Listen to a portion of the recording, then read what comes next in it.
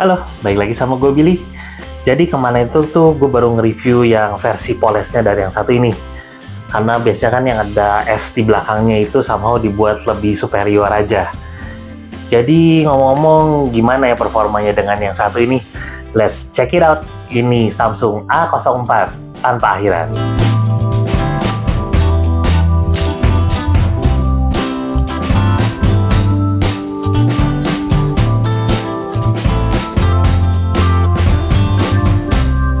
Oke, jadi kita buka video ini dengan ngomongin harganya dulu, karena ini menarik. Nah, untuk smartphone entry level yang satu ini nih, harganya tuh semakin menarik karena baru-baru aja kemarin ini dia turun harga lagi. Dan yang satu ini tuh ada di price point sekitar 1,7 jutaan aja. Well, itu aja sih yang menariknya, karena dia baru dan baru aja turun harga. Di dalam paket penjualannya dia tuh masih lengkap yang standar, dengan masih adanya kabel untuk chargingnya Type A to Type C, dan masih ada kepala chargernya juga, charger 15 watt ini, dan nggak lupa juga ada yang si kecil ini nih, pin untuk buka SIM ejectornya. Ya, ini tuh kalau kayak begini baru bisa dibilang lengkap ya. Ya, ibaratnya kalau salah satu dari hal ini aja nggak ada tuh, ibaratnya kayak makanan tanpa bumbu gitu, nggak enak. Buat bodinya ya, dia tuh masih terbuat dari plastik, ya wajar lah ya di harga seperti ini. Walau dia motifnya oke juga di sini, which is dia tuh motif, kalau diperhatikan kayak gini tuh seperti motif fingerprint kayak gitu. Walau yang satu ini masih finger magnet, yang mana ya bercak tangan kita yang mudah keringetan itu tuh bakalan mudah terlihat juga di sini. Dan buat varian warnanya yang ini apa, dark green kalau nggak salah, bagus sih ini warnanya ini. Biasanya gue suka black, cuman yang ini menarik warnanya. Nah, berikutnya ada warna black dan ada yang copper. Dan nggak lupa juga di bagian belakangnya ini yang terlihat ya, ada kameranya yang seperti tompel juga di sini. Nah, sekarang kita beralih ke bagian atasnya, yang mana di bagian atasnya ini cuma ada satu lubang mikrofon aja, dan di bagian kirinya dia cuma ada tempat SIM-nya aja, yang mana SIM-nya ini dia lengkap untuk dual SIM dan ekstra satu slot lagi untuk micro SD. Mantap ini. Dan kita beralih ke sebelah kanannya. Di sebelah kanannya itu ada tombol volume dan tombol power juga yang tanpa fingerprint sensor di sini. Alias untuk security-nya dia tidak memiliki security-nya untuk fingerprint. Tapi masih oke lah, karena masih ada opsi security lock yang lainnya. Dan kita beralih ke sebelah bawahnya, yang mana dimulai dengan lubang speaker, berikutnya Type C untuk charging dan data lain-lain, lubang berikutnya itu untuk mikrofon, dan di sini masih ada lubang untuk combo audio jack juga. Mantep, dipakai main game atau dipakai buat dengerin apa gitu, nggak perlu mahal-mahal beli TWS. Nah, sekarang kita pindah ke bagian layarnya, yang mana dia menurut gua sih masih layar standarnya lah ya. Masih menggunakan TLS LCD dengan layar yang berukuran 6,5 inch dengan resolusinya dia HD+. HD+ itu di 720 x 1600p, dan untuk refresh rate-nya juga dia masih refresh rate standar, nggak kayak yang versi S yang kemarin. Nah, setelah di bagian luarannya tadi udah, sekarang kita masuk ke bagian jeroannya. Yang mana yang satu ini chipsetnya tuh dia menggunakan MediaTek Helio P35, which is chipset yang cukup familiar di kalangan smartphone entry level saat ini. Dan untuk RAM dan storage-nya yang satu ini tuh dia 464 GB. Sebenarnya ada satu varian lagi sih yang 332 GB, tapi kalau personally menurut gue sih gue nggak menyarankan yang itu, karena untuk zaman sekarang itu 32 itu untuk storage-nya menurut gue sih kurang ya. Ya 64 aja tuh masih pas-pasan lah. Tapi ya oke lah di level yang seperti ini. Dan nggak lupa juga ngomong-ngomong soal RAM-nya juga, tadi kan 3GB dan 4GB gue nggak terlalu musingin. karena di sini tuh udah ada fitur RAM Plus, ya fitur umum sih yang udah ada di smartphone zaman sekarang ya. Nah, jadi dengan yang bawaannya cuma segitu tuh masih ketorong dengan yang RAM Plus ini, yang mana di sini RAM Plus-nya sampai 4 GB. Ya, untuk RAM Plus sudah nggak perlu jelasin lagi lah ya, kalian pasti udah pada ngerti kan. Ngomong-ngomong soal jeroan, pastinya nggak akan terlepas juga dari pengujian performanya.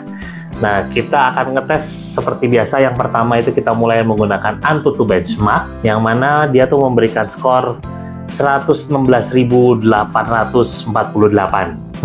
Berikutnya 3D Mark Slingshot Extreme, dia tuh memberikan skor 361 saja.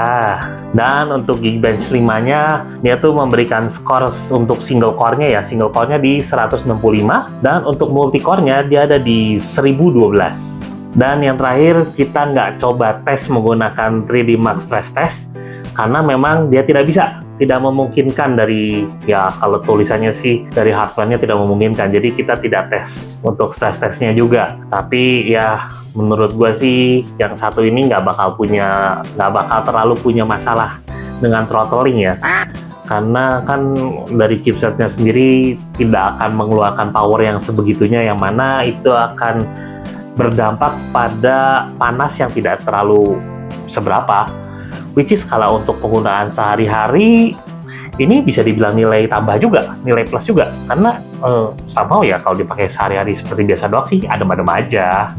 Berikutnya kita pindah ke pengujian live, pengujian saat bermain game. Nah, biasa game yang kita tes ini pertama itu menggunakan CODM, Call of Duty Mobile. Nah, untuk game Call of Duty ini by default dia quality-nya udah langsung ada di low dan frame rate-nya di medium. Nah, kita main di settingan seperti itu sih lancar-lancar aja, enak-enak aja ini buat dipakai main. Nah, game berikutnya yang kita pakai buat ngetes itu Mobile Legends seperti biasa ya. Dengan grafik settingan bawaannya itu dia di medium dan refresh rate-nya di high. Ini juga lancar-lancar aja dan mulus-mulus aja dipakai main. Gak masalah lah, enak kok dipakai mainnya. Dan game terakhir yang kita tes di sini adalah Genshin Impact. Seperti biasa, dia tuh dengan yang bawaannya dia nongol di low, kita turunin ke lowest. Ya, kita tahu diri lah ya.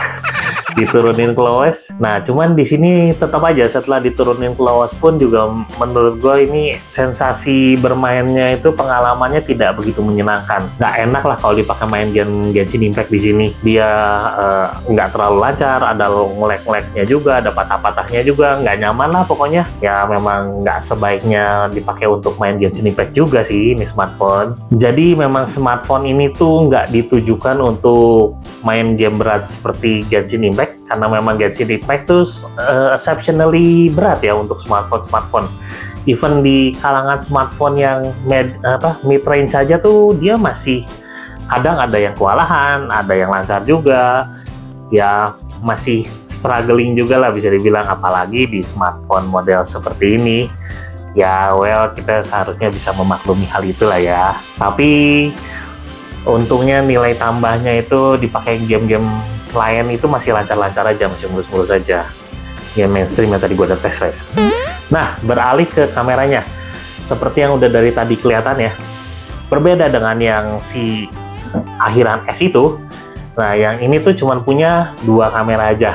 Which is kamera utamanya itu dia ada di 50 megapiksel dan berikutnya kamera depth-nya dia ada di 2 megapiksel saja. Dan untuk kamera selfie-nya dia tuh ada di 5 megapiksel. Untuk hasil pengambilan gambarnya sebenarnya kualitas tangkapan gambarnya itu biasa aja dan cenderung menurut gue sih kurang vibrant gitu ya, jadi kayak range tangkapan warnanya tuh kurang luas gitu. Tapi sebenarnya dengan kondisi tertentu dan dengan pencahayaan yang cukup, actually hasilnya tuh not bad juga, lumayan bagus ya. Tapi memang sih di kelas seperti ini kita nggak bisa expect terlalu banyak, yang mana masih bisa diakalin juga kan, tadi asal diakalin hasil kualitas fotonya masih cukup oke. Dan oh ya, buat hasil pemotretan mode portraitnya juga di level segini masih oke lah. Dan gak lupa juga untuk tangkapan gambarnya pas di kondisi low light ini ternyata not bad juga, nggak terlalu ada noise walaupun ya nggak terlalu detail juga. Dan buat hasil tangkapan video di 1080p 30 fps nya di kamera belakangnya tuh seperti ini,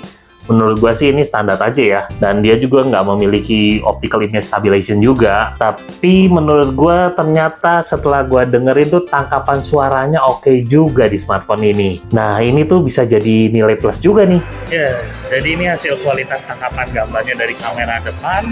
Dan kualitas suara yang masuk juga seperti ini. Ini lumayan agak berisik di tempat ini. Jadi seperti ini ya, kalau lagi vlogging itu kayak begini berarti. Nah, sekarang beralih ke bagian baterainya.